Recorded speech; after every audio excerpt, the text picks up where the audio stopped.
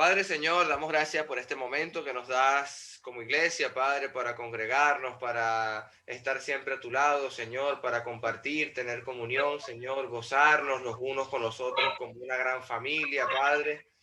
Te ruego por mi hermano Raúl Díaz, que hoy es el instrumento tuyo, Señor, para animarnos, para exhortarnos, Señor, para corregirnos, para edificarnos, para traer palabra viva y eficaz a todos nosotros, Señor. Permite, Señor, que cada uno de nosotros tenga un corazón concentrado, una mente concentrada, que nuestro ser y todo nuestro entendimiento se esté plenamente atento a tu palabra que va a ser anunciada en este momento, que nosotros tengamos humildad en el corazón para recibirla, corregir lo que estamos haciendo mal y transmitir el mensaje también a aquellos que aún no lo oyen, Señor.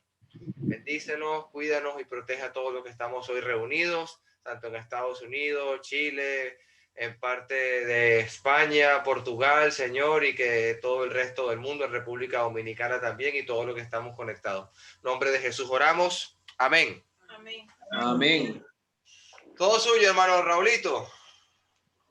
Bien, un abrazo grande para todos. Es muy bonito para mí y una alegría poder estar con ustedes una semana más y poder compartir esta tarde lo que Dios quiere transmitir a cada una de nuestras vidas. Hemos estado atravesando por momentos difíciles. Ha sido un año 2020 con muchas dificultades, un año 2021 que sigue en la misma línea, muchos conflictos, muchas dificultades, muchas aflicciones.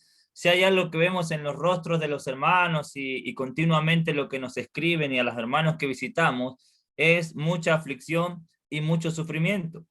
Jesús dijo en Juan capítulo 16, en el versículo 33, en el mundo tendréis aflicciones. Cuando Pablo le escribe la primera carta a los hermanos en Tesalónica, en el capítulo 3, Pablo le va a decir que no se inquieten a causa de esas tribulaciones, porque ellos le habían dicho que para esto estamos puestos. Entonces el cristiano no está exento a padecer. El cristiano no está exento a tener que pasar por dificultades, por pruebas. Cuando Pedro escribe la primera carta de Pedro, en el capítulo 4, en el versículo 13, o 12 y 13, dice, amados, no os sorprendáis del fuego de prueba que os ha sobrevenido, como si alguna cosa extraña os aconteciese.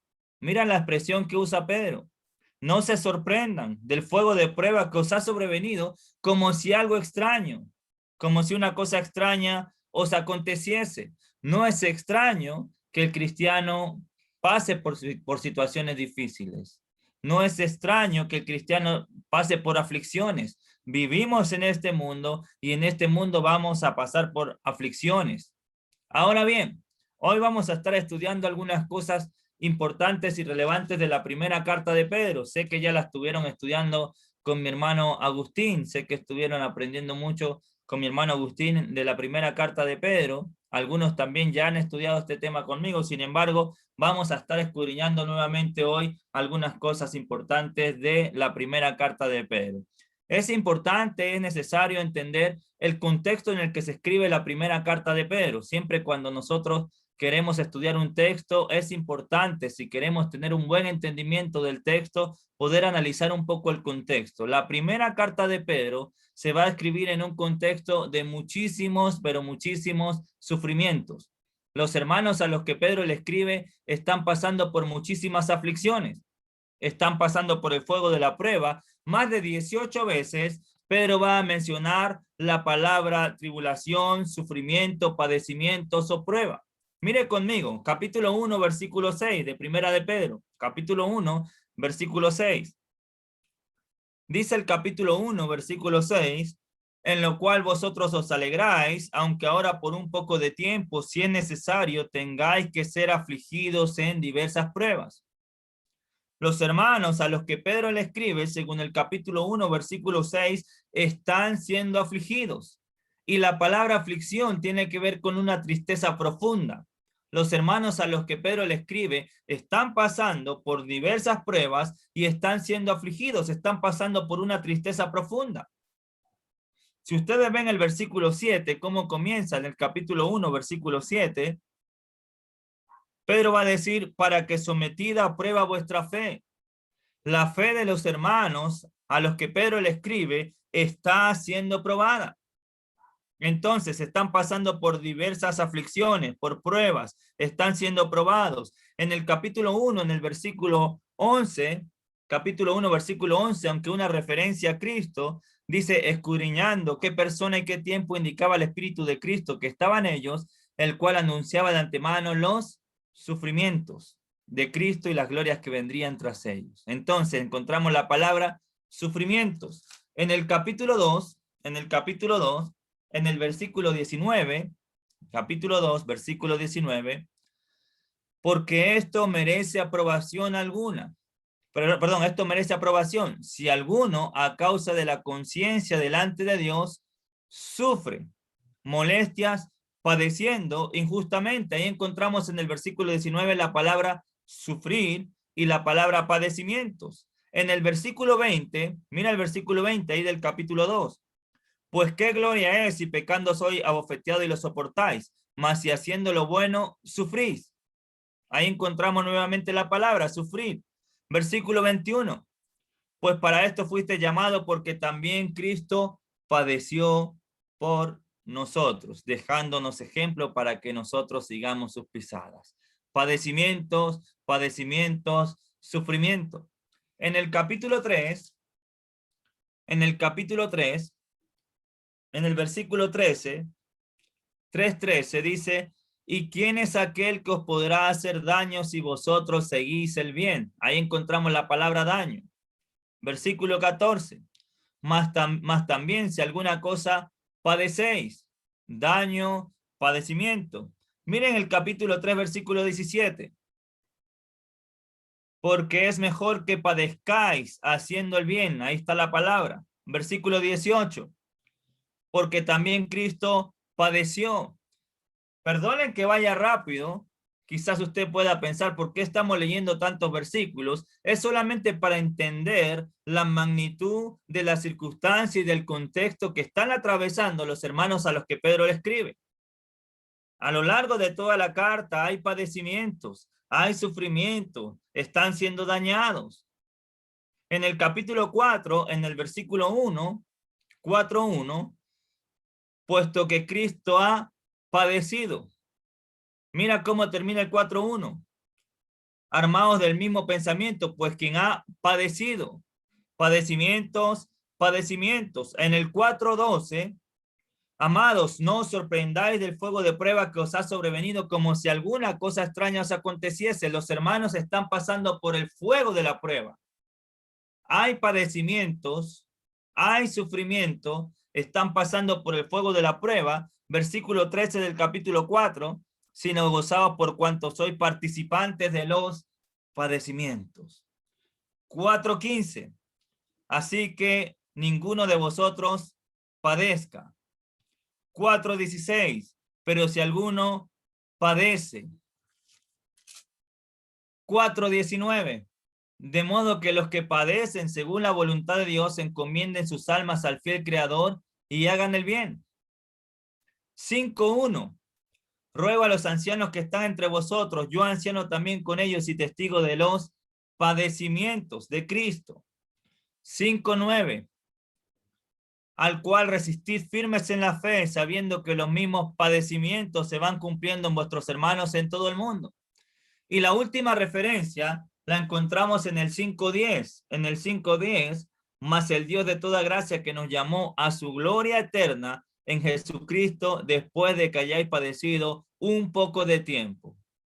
Entonces, si hay algo que nosotros vemos a lo largo de toda la carta, es que los hermanos a los que Pedro le escribe están sufriendo mucho.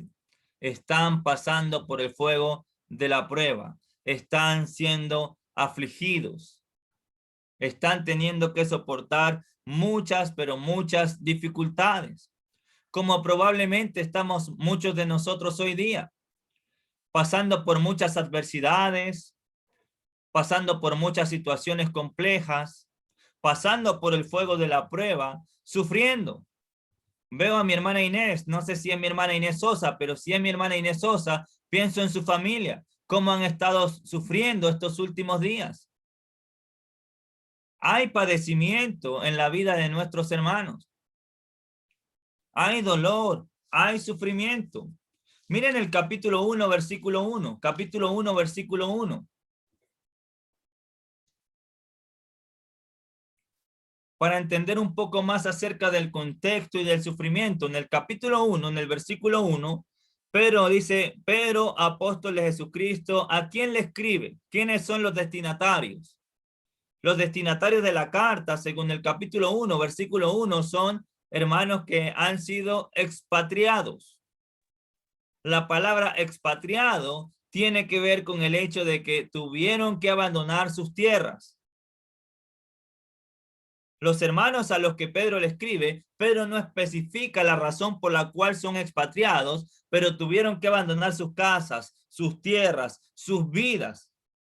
Lo perdieron todo y tuvieron que comenzar de cero en un lugar que no es su tierra, en una casa que no es su casa, comenzando su vida prácticamente de cero.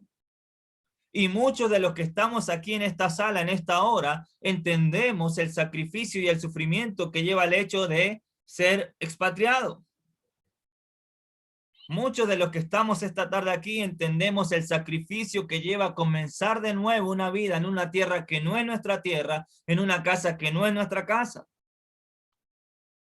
Entonces los hermanos están sufriendo el hecho de ser expatriados, los hermanos están sufriendo el hecho de pasar por el fuego de la prueba, están siendo afligidos.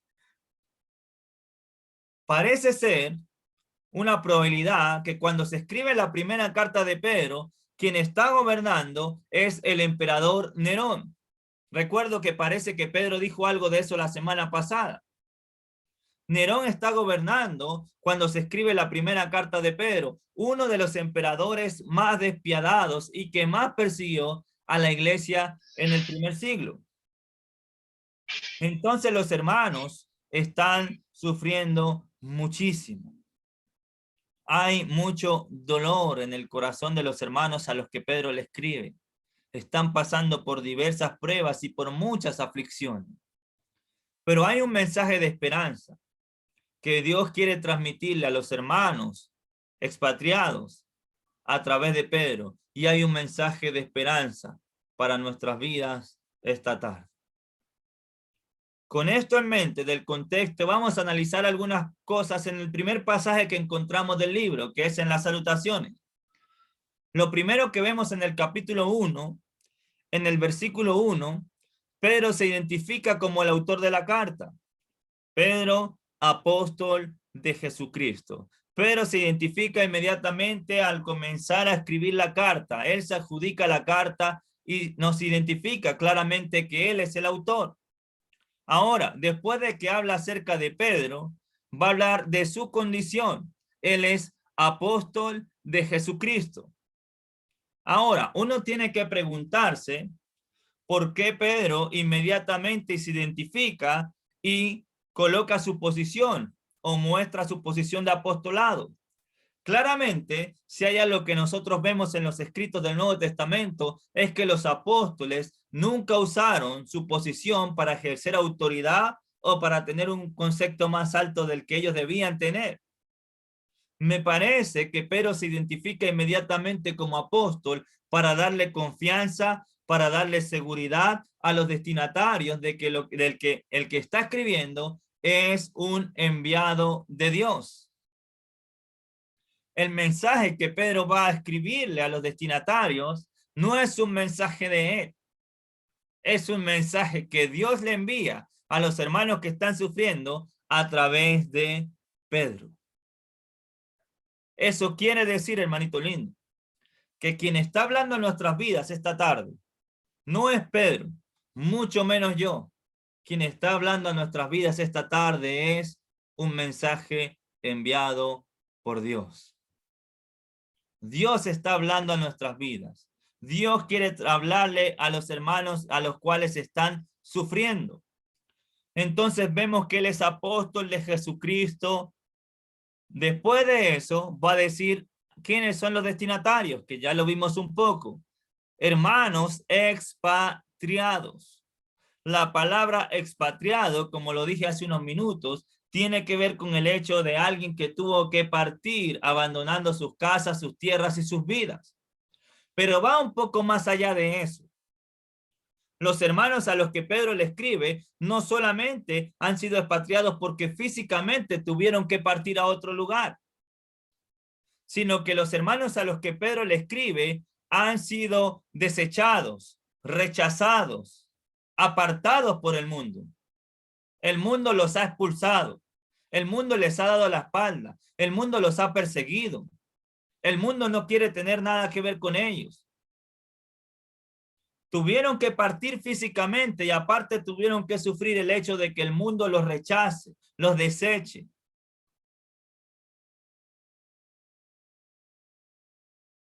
Hay entonces mucho sufrimiento en el corazón de estos hermanos. Piense por un momento. Si usted tiene que partir, bueno, muchos de los que están aquí tuvieron que partir, a una tierra que no es su tierra, a una casa que no es su casa, absolutamente solo, desechado y despreciado por todos. ¿Cómo se sentiría usted? ¿O cómo se sintió usted en el momento que tuvo que partir? Probablemente cuando ustedes llegaron a Portugal, a España, a República Dominicana, a Perú, se sintieron que llegaron a la deriva, solos. Y ahora, ¿por dónde comenzamos? Hay un mensaje que Dios quiere transmitirle a estos hermanos que probablemente se sienten solos, a estos hermanos que probablemente se sienten que no pueden lidiar con tantas luchas, a estos hermanos que han sido desechados, que han sido despreciados. A propósito, no solamente los destinatarios son desechados y despreciados. Mira el capítulo 2 en el versículo 4. 2:4. Acercaos a él, piedra viva, desechado ciertamente por los hombres. Jesús también fue desechado. Jesús también fue despreciado. Ahora, hay un mensaje que Dios quiere transmitirle a los destinatarios en el versículo 2. Mira este contraste. ¿Cómo termina el versículo 1? Expatriados, ¿cierto? Expatriado de la dispersión en el Ponto, Galacia, Capadocia, Asia y Bitinia. ¿Cómo comienza el versículo 2? Elegidos. Hermanos, el mundo nos puede desechar. El mundo nos puede despreciar. En este mundo podemos perderlo todo. En este mundo podemos quedarnos sin nada. Podemos estar pasando por diversas y distintas aflicciones. Puede haber sufrimiento en nuestras vidas. Puede haber tristeza. Podemos estar atravesando el fuego de la prueba.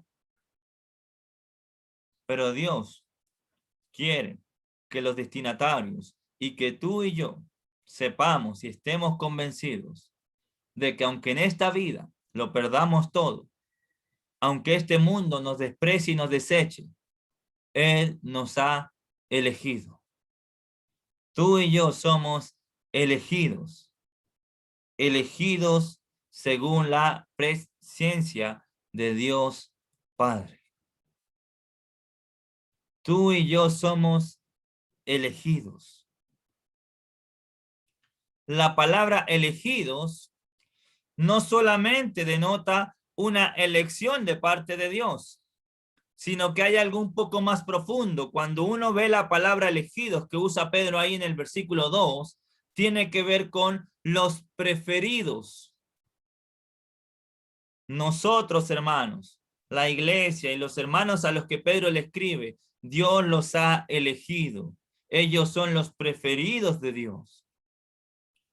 Mira lo que dice otra vez el capítulo 2, versículo 4. 2:4.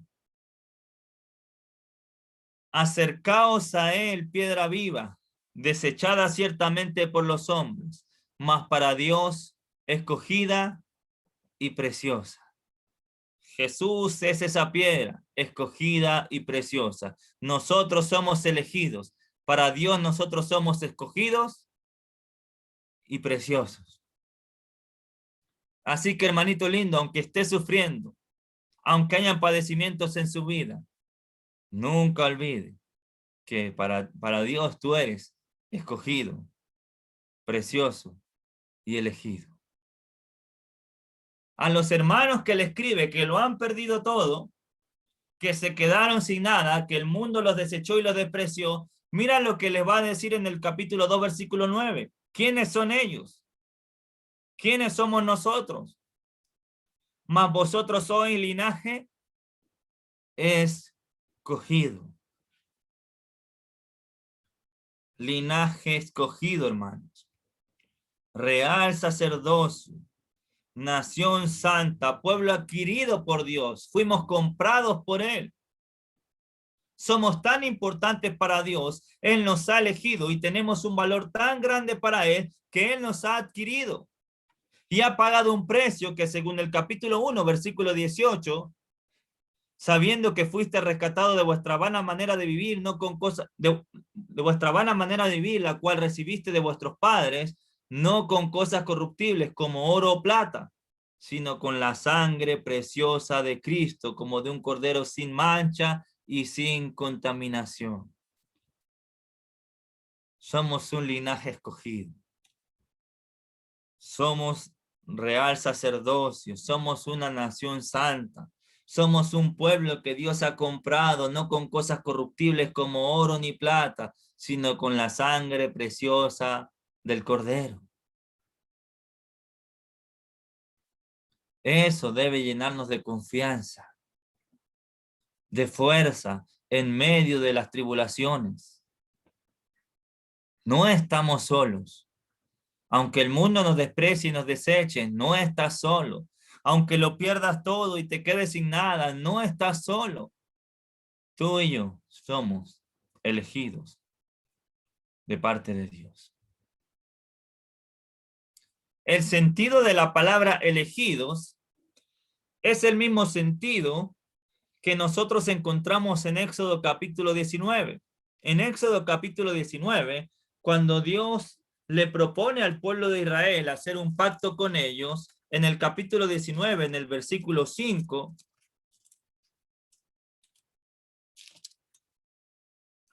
capítulo 19, versículo 5, mira lo que dice. Ahora pues, si dieres oído a mi voz y guardares mi pacto, vosotros seréis mi especial tesoro sobre todos los pueblos, porque mía es toda la tierra. Cuando Dios le propone el pacto al pueblo de Israel, le dice, si ustedes oyen mi voz y guardan mi pacto, vosotros me seréis, según el versículo 5, mi especial tesoro sobre todos los pueblos. Nosotros, hermanitos lindos, hoy día, los destinatarios a los que Pedro le escribe, son o somos el especial tesoro de Dios. Somos su especial tesoro. Somos preciosos. Somos escogidos. A propósito, para que no se malentienda, no estoy hablando bajo ningún concepto de la idea de la predestinación. Dios ha hecho una elección nuestra que depende de la respuesta nuestra al Evangelio y a la obediencia. De hecho, lo vamos a ver ahorita un poquito más adelante. Entonces, hermanita Malva, a pesar de que a veces haya dolores en nuestro cuerpo físico, hayan adversidades alrededor nuestro, hayan pandemias o sin pandemia, nos quedemos sin trabajo o sin trabajo o con trabajo, hayan necesidades físicas o no hayan necesidades físicas, tengamos o no tengamos, tú y yo somos el especial tesoro de Dios. Somos linaje escogido. Somos elegidos por Él. Amén. Volvamos al capítulo 1, versículo 2 de Primera de Pedro. Después de que denota la elección, elegidos según la presciencia de Dios Padre. La palabra presciencia es el previo conocimiento. Dios te eligió en base a su previo conocimiento. Dios te eligió, Dios te escogió en base a su previo conocimiento. Ahora, es interesante algo aquí en el versículo 2, porque los hermanos a los que le escribe, hermanos que se sienten solos, a raíz de que han tenido que partir de sus casas y sus tierras y lo han perdido todo. Es interesante que Pedro hable en el versículo 2 de Dios Padre. ¿De qué más habla? Mira, ¿en santificación de qué? Del Espíritu y ser rociados con la sangre de Jesucristo. Es interesante que Pedro mencione al Padre, al Espíritu Santo y al Hijo. ¿Sabe por qué? Porque él quiere transmitirle a los destinatarios la confianza de que ellos no están solos. Tú y yo no estamos solos. Contamos con el Padre. Tenemos el Espíritu Santo. Y ahí está Jesús y su sangre que nos ha rociado. El Padre, el Hijo y el Espíritu Santo intervienen en tu vida, intervienen en tu salvación y nos acompañan en todo tiempo y en todo momento. No estamos solos. Ahora, Dios nos ha elegido según su previo conocimiento. El Padre nos ha escogido según su previo conocimiento. ¿Qué ha hecho en nuestras vidas? Según el versículo 2, en santificación. Él nos ha santificado. Él nos ha purificado. Si ustedes ven el capítulo 1 en el versículo 22, capítulo 1, versículo 22, habiendo purificado vuestras almas por la obediencia a la verdad.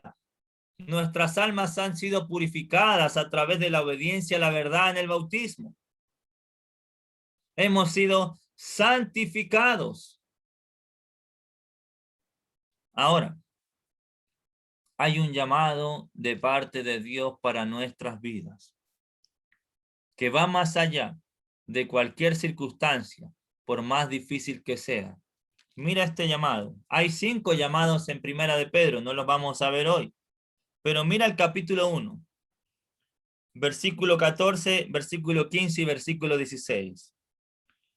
Como hijos obedientes, no os conforméis a los deseos que antes tenías estando en vuestra ignorancia, sino como aquel que os llamó es santo, sed también vosotros santos en toda vuestra manera de vivir. Porque escrito está, sed santos porque yo soy santo. Él nos ha elegido, pero también nos ha santificado. Ahora, tú y yo debemos desarrollar nuestras vidas en base a esa santificación. Él espera que nosotros, como hijos obedientes, no nos conformemos a los deseos que antes teníamos, sino como aquel que nos llamó es santo, podamos también nosotros desarrollar nuestra vida en base a la santidad en todos los aspectos de nuestra vida. Porque termina el versículo 15 diciendo, en toda vuestra manera de vivir. ¿Por qué debemos ser santos? ¿Cuál es la razón por la que nosotros debemos desarrollar nuestras vidas en santidad? Es una pregunta, puede responder cualquiera.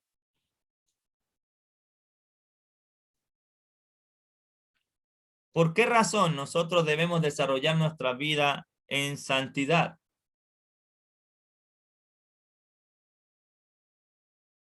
Miren la respuesta ahí en el mismo texto.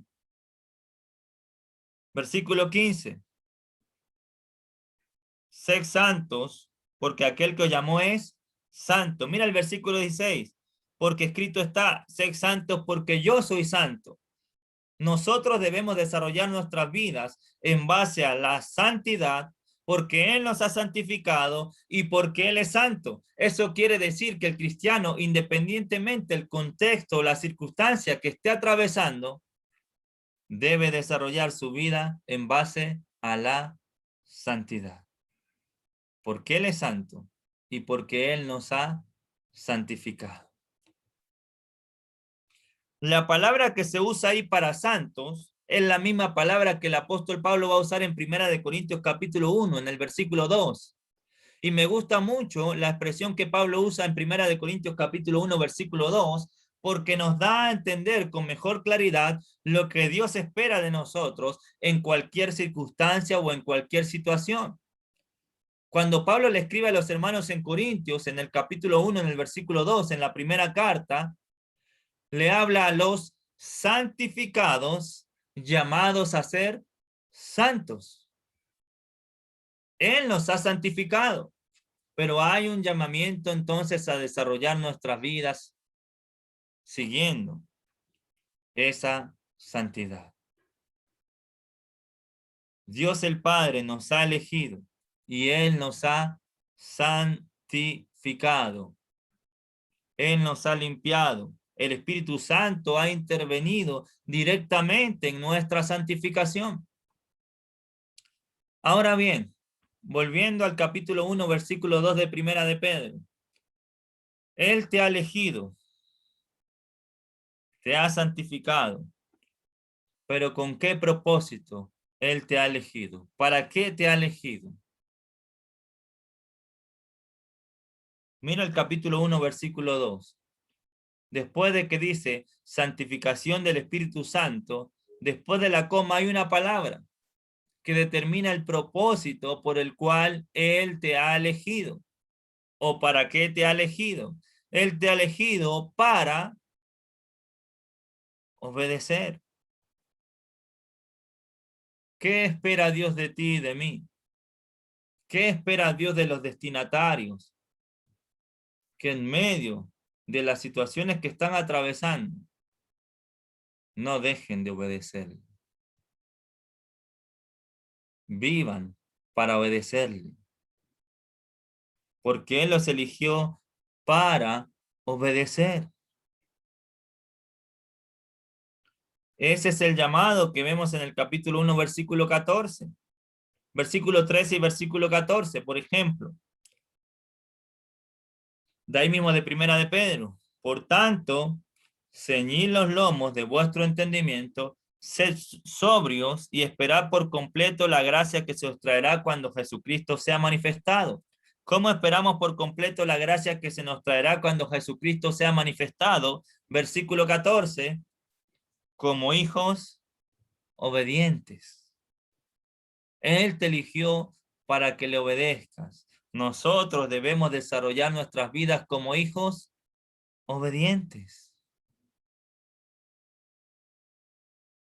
Según el capítulo 1, versículo 22, ya obedecimos. Sí, los hermanos a los que Pedro le escribe ya obedecieron el evangelio.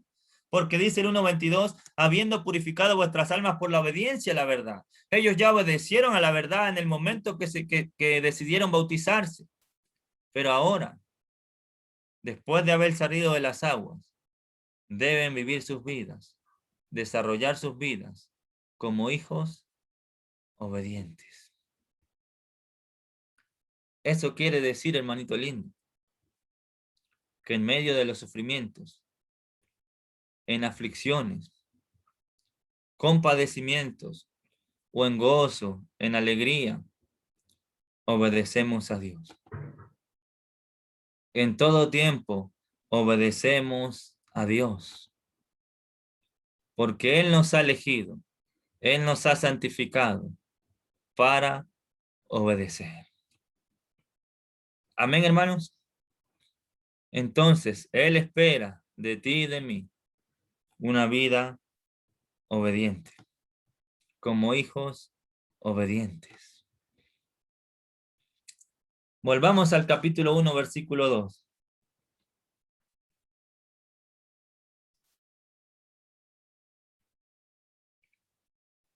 Después de que dice para obedecer, pero va a usar una imagen. Va a usar una imagen aquí en el versículo 2. Dice, y ser rociados con la sangre de Jesucristo. ¿Qué significa? ¿O qué quiere reflejar Pedro cuando menciona el hecho de ser rociados con la sangre de Jesús? Puede hacer referencia a dos cosas. Una de ellas puede que sea la referente a nuestra santificación. Puede que sea una referencia al momento en que nosotros fuimos santificados en las aguas del bautismo. Pero hay otra idea, hay otra probabilidad. En Hebreos capítulo 9,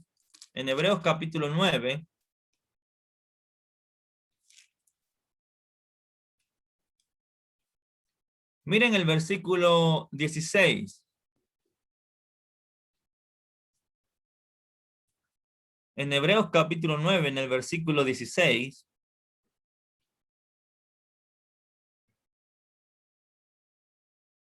dice, porque donde hay testimonio, donde hay testamento, discúlpenme, me desconcentré aquí, porque donde hay testamento, es necesario que intervenga muerte del testador, porque el testamento con la muerte se confirma, pues no es válido entre tanto que el testador vive, de donde ni aun el primer pacto fue instituido sin sangre, porque habiendo anunciado Moisés todos los mandamientos de la ley a todo el pueblo, tomó la sangre de los becerros y de los machos cabríos, con agua, lana, escarlata e hisopo, y roció el mismo libro y también a todo el pueblo, diciendo, esta es la sangre del pacto que Dios os ha mandado. Y además de esto, roció también la sangre del tabernáculo y los vasos del ministerio. Y casi todo es purificado, según la ley, con sangre. Sin derramamiento de sangre no se hace remisión. ¿Qué podemos ver aquí en el capítulo 10 de Hebreos? ¿Qué habla aquí el autor de los Hebreos?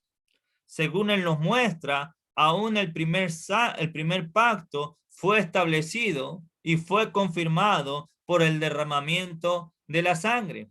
Fue rociado con la sangre del cordero. La sangre del cordero con la que se roció ese pacto sirvió para dos cosas. Número uno, para confirmar y sellar el pacto que Dios estaba haciendo con el pueblo de Israel. Y número dos, según el versículo 21 y 22, la sangre también sirve para purificar. Entonces es probable que Pedro use la imagen del rociamiento de la sangre para decirle a los hermanos a los que le escribe que ellos son elegidos, que Dios los ha santificado y que Dios ha hecho un pacto con ellos que se confirmó y que se selló a través del rociamiento de la sangre, no de cualquier cordero, sino del cordero sin mancha y sin contaminación. ¿Cuál es el punto?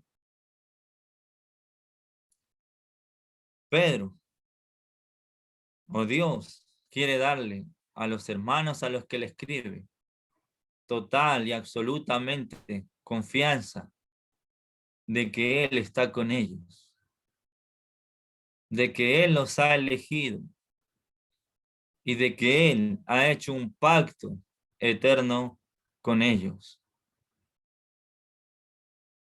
Ellos fueron rociados con la sangre del Cordero. Ellos fueron santificados a través del rociamiento de la sangre de Jesús. Y ahí se confirmó el pacto que Dios hizo con cada uno de ellos.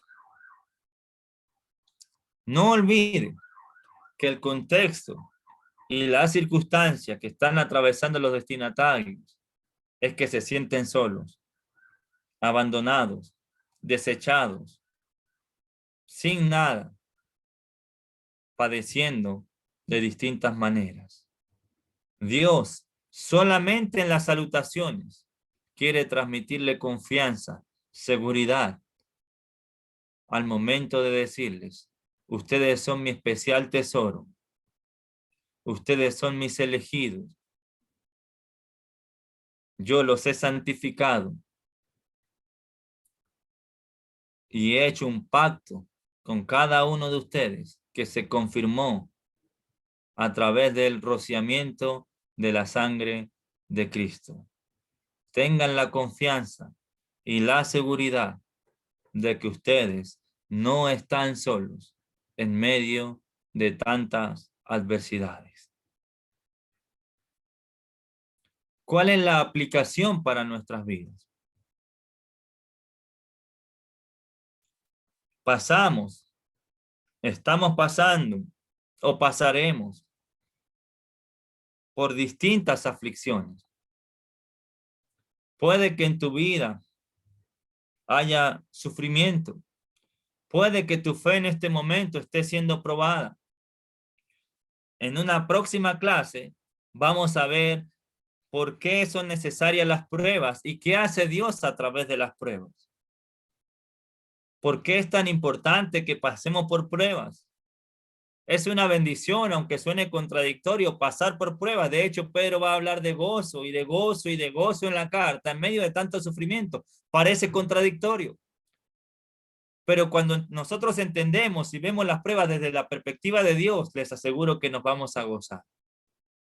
Ahora, la aplicación para hoy del texto que hemos visto, capítulo 1, versículo 1 y 2, es que en medio de los sufrimientos no estamos solos. Él nos ha elegido. Somos su especial tesoro. Él nos ha santificado y ha hecho un pacto con nosotros que se ha confirmado a través del rociamiento de la sangre de Cristo. Tú y yo debemos responder a la lección que Dios hizo por nosotros, desarrollando nuestras vidas en santidad, en toda nuestra manera de vivir y esperando por completo cuando Él se manifieste, viviendo como hijos obedientes, porque Él nos ha elegido para que tú y yo le obedezcamos. Un pequeño detalle, por si usted está sufriendo, no solamente piense que no está solo. Mira el versículo 6. Los sufrimientos son por cuánto tiempo, en lo cual vosotros os alegráis, aunque ahora por un poco de tiempo. Si es necesario, tengáis que ser afligidos en diversas pruebas. Mira el capítulo 5, versículo 10. Mas el Dios de toda gracia que nos llamó a su gloria eterna en Jesucristo, después de que hayáis padecido un poco de tiempo. Hermanito lindo, los sufrimientos, las aflicciones que pasamos en esta vida son por un poco de tiempo en comparación a eso eterno y maravilloso que Dios tiene reservado, preparado y guardado para nosotros, si seguimos siendo fieles. Entonces, en medio de los sufrimientos, recuerde, no estamos solos. Recuerde quiénes somos. Somos los elegidos por Dios. Somos su especial tesoro. Él ha hecho un pacto con nosotros. Mucha fuerza en medio de las dificultades, hermano. Lo que nos espera, versículo 3, tenemos una esperanza viva, una herencia incorruptible, inmarcesible, incontaminada, versículo 4. Versículo 5, una salvación. Si tú y yo, en medio de las circunstancias adversas, seguimos siendo fieles al Señor. Gracias por la oportunidad, hermanos. Sé que todavía me faltan algunas canas, como mi hermano Pedro, y un poquito más de perfil, pero hacemos el intento de hacer el trabajo para el Señor.